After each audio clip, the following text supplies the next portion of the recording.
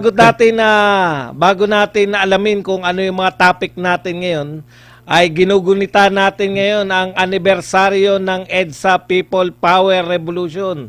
Ito ay isang mahalagang yugto sa kasaysayan na nagpapakita ng lakas ng pagkakaisa at paninindigan ng sambayanang Pilipino. Naway magsilbi itong paalala ng ating responsibilidad na pangalagaan ang kalayaan at demokrasya. Partner, yan. Partner, oo. At ngayong araw to, parang pinagugunita ngayong araw to, ang pagpapatalsik sa isang diktadorya. Yan. Partner, bukod sa mga personalidad, dapat nating maunawaan na yung EDSA ay ang sineselebrate dyan yung pagkakaisa ng mga Pilipino, partner. People power. Kung tutusin, tayo ang nagpasimuno niya, no? At marami na pong gumaya yung iba't ibang bansa na napapatalsik nila yung mga hindi karapat-dapat o yung inaayawan ng mga mamamayan na gobyerno dahil sa people power. Partner Bisdak. Tama ka dyan, partner Badong. Kaso nga lang, nawala na po yung diwa ng EDSA People Power Revolution sa mga panahong ito. Dahil po baka nakalimutan ng mga Gen Z ngayon na sumasama dito sa mga kilos protesta at nagsiselebrate ng EDSA People Power. Nang pinapatalsik po dyan ay si Marcos Sr. Correct. Na ngayon ang nakaupo po sa ating sa Malacanang ngayon ay si Bongbong Marcos.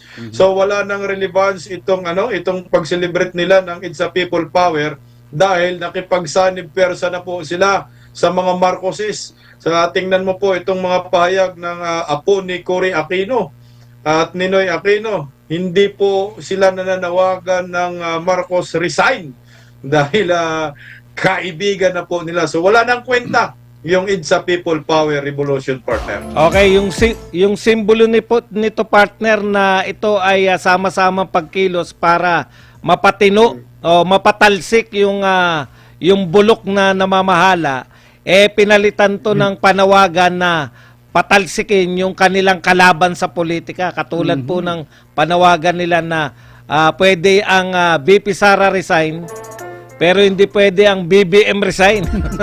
At partner, kung nabubuhay lang ha, ito mga partner, kung nabubuhay lang sa ngayon, yung mag-asawa, si Ninoy Aquino, at itong si Cory Aquino, baka mabatukan itong kanilang apo. Correct.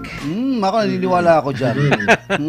Alam natin, tingnan mo ha, galit na galit yung dilawan na yan, mga Liberal Party sa Marcos. Para bang nakalimutan na nila yung ginawa ng si Marcos Sr., oo, kumbaga, wala na. Okay na. Importante, nagkakaisa tayo ngayon. Ganun lumalabas, di ba? Oo. Nakiisa sila sa dapat patalsikin. Partner, tama ka dyan, partner. Naging nonsense na po yung EDSA People Power Revolution. Narinig ko po yung talumpati ni Laila de Lima. Ang kanyang talumpati ay banat sa mga Duterte. Banat kay former President Duterte at kay Vice President Inday Sara Duterte. Samantala, hindi naman na mga Duterte ang kalaban ng mga dilawan, kundi mga Marcos. Kaya nga EDSA People Power yan Dahil sa mga Marcos, dapat yun ang binabanata nila, mga kapartner. Partner, ito ay yung original na People Power ay paglaban din sa korupsyon, di po ba? Paglaban din sa hindi makatarungan na pamamahala, pagnanakaw, diktadorya.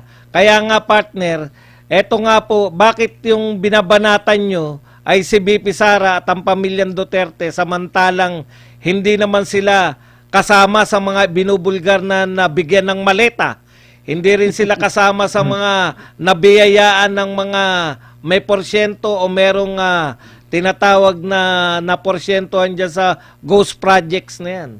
Partner. Kickbacks. Kickback. Oo, partner, maliwanag na ginagamit na lang itong People's Power Revolution na to para doon sa kanila gustong tirahin. At propaganda na, para nakita ko, propaganda na po ang nangyayari. Ay, dumaan ako, partner, hindi naman sila ganun karamihan. Pero makikita nyo, mga placards nila ay anti-Duterte. Tandaan natin, ginugunita natin ngayong araw na ito ang isang magnanakaw na tao na mga Marcos, na kung saan diktador nga, yan, marami tayong yung ating mga nanay ko tsaka chewing ko nandiyan sila sa EDSA. Kaya alam na alam ko 'yan.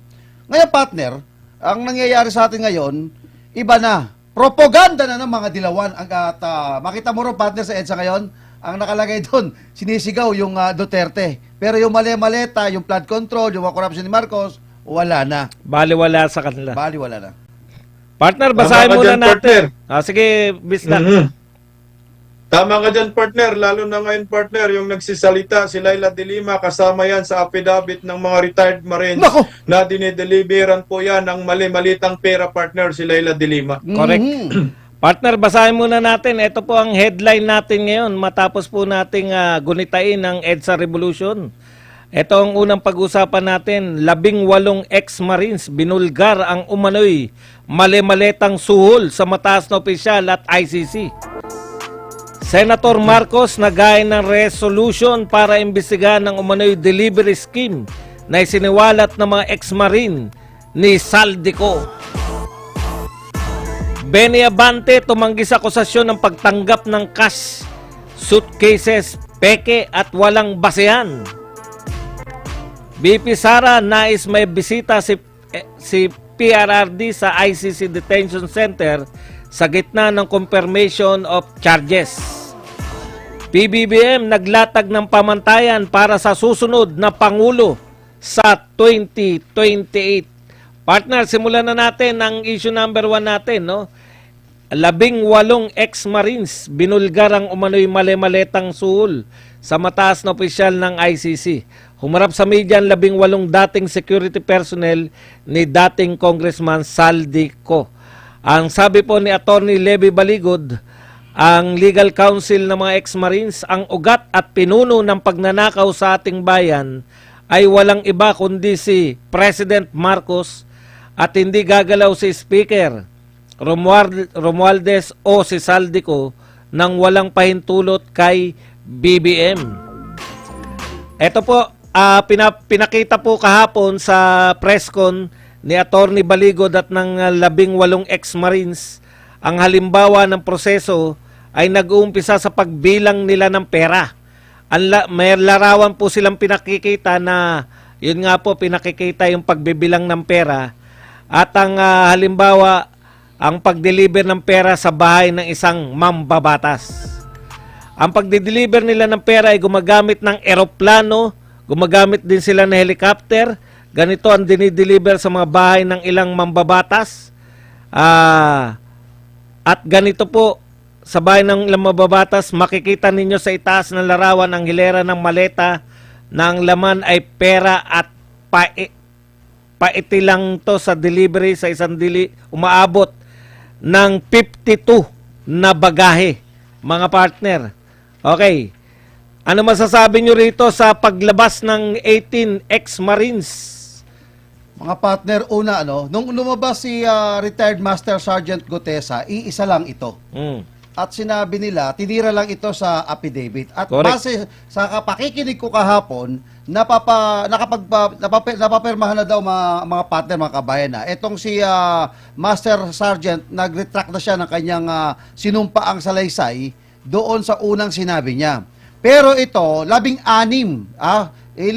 ikaklaro ko lang ho kasi ayon ho sa Navy, yung dalawa daw po dito ay hindi daw po miyembro ng Marine. Pero 16. Pero ito, mga tauhan po ito ni Saldico. Correct. Okay? Ngayon, sila yung mismong nagbubuhat ng mga mali-maleta na kung tawagin nila ay basura.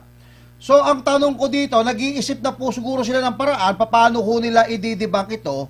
Ako, ang nakikita ko dito, paano to, hindi lang ho isang Master Sergeant Gutesa ang lumabas. Kung hindi po, parang kabuuan na ng team na alam mo partner hindi mo mabubuhat na ikaw ang mag-isa. Mabigat. Ngayon, eto, pag ganito karami yung nagbubuhat, mabubuhat mo na.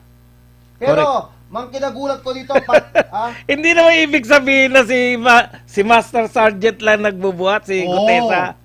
Ang ibig sabihin, siya lang yung nagbulgar mag-isa. Kaya lang nag-retract Wala na Nag-retract tayong siya eh. problema Oo, ron. ngayon, eto na. Yan. Eto na, papasok na tayo ngayon. Ang pinakamaganda dito, partner, kasi kumakalat ngayon sa social media, ay yung sinabing, inaagaw daw ang mikropono ni attorney.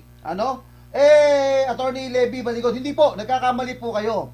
Ang mismong nagsabi na nagdi-deliver po sila sa mismong bahay ni Pangulong Bongbong Marcos, yung mismong Marines. Correct. At binanggit niya, una, yung sa may, sa may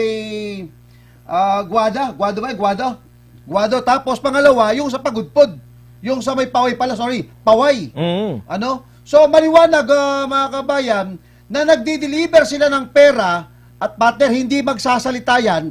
Sinasabi nga nila, may hawak sila na mga ebidensya. Diyan magkakatalo yan eh. Siyempre, partner, kaya nga pinipigilan ni Attorney Levy kahapon, teka lang, baka malaman natin lahat ito eh. Ma-pre-up na yung ating sasampang kaso. Madaling salita, lumalabas po dito mga partner, nakahanda po ang mga Marines na to, nakahanda po ang abogado, hindi lamang po ito kwentong barbero, nang pinakita po